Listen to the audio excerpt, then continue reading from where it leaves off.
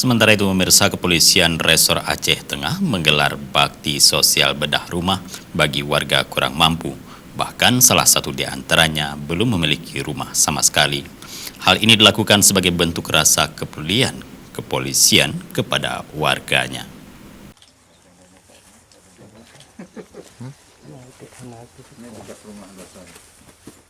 Polisi Aceh Tengah mewujudkan mimpi warga kurang mampu untuk memiliki rumah layak huni, seperti rumah Linawati di Desa Payajeget, Kecamatan Pegasing, yang hanya menggunakan terpal.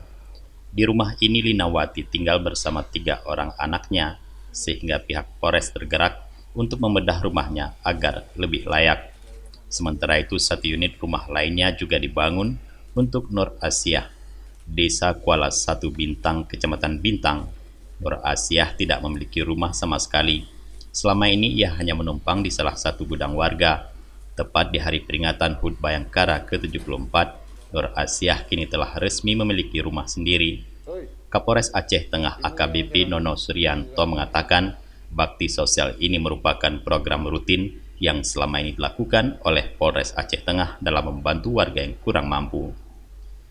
Baik, sebenarnya acara bedah rumah ini adalah kegiatan rutin program Polres Aceh Tengah dalam rangka Polres Aceh Tengah Peduli.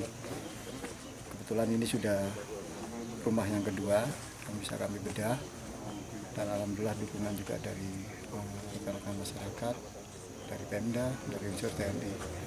Dan kebetulan juga hari ini kita resmikan bertepatan dengan Hari Bayangkara yang ke-74. Makanya pas kita resmikan sekalian memperingati hari jadi polisi.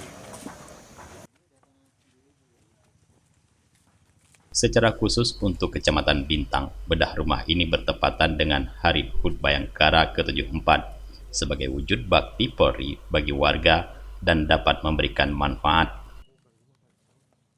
Dari Aceh Tengah, Tim Liputan Aceh TV melaporkan.